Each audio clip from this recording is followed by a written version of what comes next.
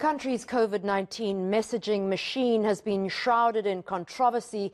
The health department's contract with corruption-accused Digital Vibes allegedly led to millions of rands being stolen from taxpayers. But could this money have been more effectively used to disseminate accurate information around both the disease and vaccinations? Well, scrubbing in to help improve COVID-19 communication is Vick. He's the chairperson of the new COVID Comms SA campaign. Chris, thanks so much for joining us. You're a comms veteran, and I say that with the utmost of respect. Thank you for stepping in. Let's start off with how effective government's campaign to vaccinate has actually been. Thanks, Annika, and thank you for your compliments. I think that it's important to note that COVID comms has been around for about 500 days. We've been at it from day one, since the beginning of the lockdown, and we set ourselves up primarily because we were concerned at government's ability to communicate generally around COVID-19. You remember the language that was used was very scientific, very medical, and always in English. So we set up our initiative to supplement that by producing plain language material in all South African languages and very easy to distribute. We've intensified our work now, particularly around the vaccination program, because as you reflected on, there's a lot of hesitancy, there's active resistance, but also government doesn't seem to have the funding or the impact that's required to really get the messaging out. It's partly because 100 and something million of that was diverted to Digital Vibes and nothing came out of it. But generally, government is a bit strapped in terms of financing, in terms of resources generally, and also in terms of its ability to reach segmented markets, which is what we're focusing on, looking particularly at young people, people in rural areas, people who don't necessarily have access to the English scientific language that's being generated at the moment. Chris, we heard about there was a big vaccination show on Friday. I think 250,000 people rocked up.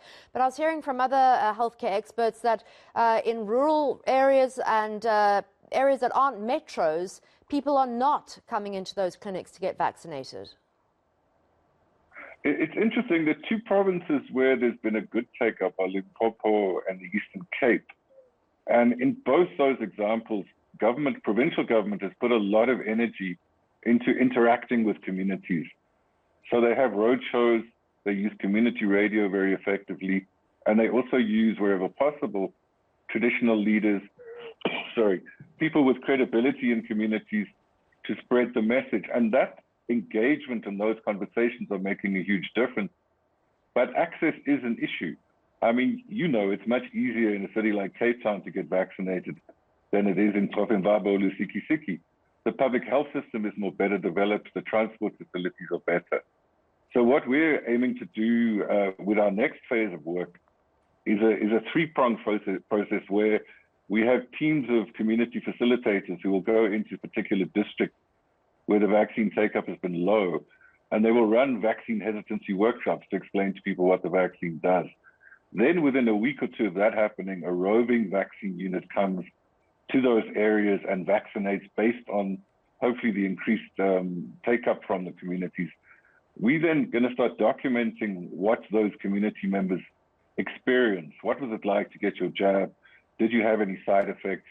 And to interview them a week, 2 weeks later on how they're feeling, to effectively generate community-level vaccine ambassadors, people who can talk about what the experience was, talk about how they feel, and begin to convince other people to do it. I mean, it's the same that people are doing in urban areas now on social media, where you get your jab, post a picture, encourage your family and friends to do that. We want to start spreading that out, particularly to rural areas, because of this dual problem of access to vaccines and access to information. Chris, before we wrap up, how are you guys getting funding and how long can you keep going? Well, I think we started off with volunteers. We didn't have any money for the first 1 year and 2 months of our work. People were doing it because they felt it was the right thing to do. They're still with us.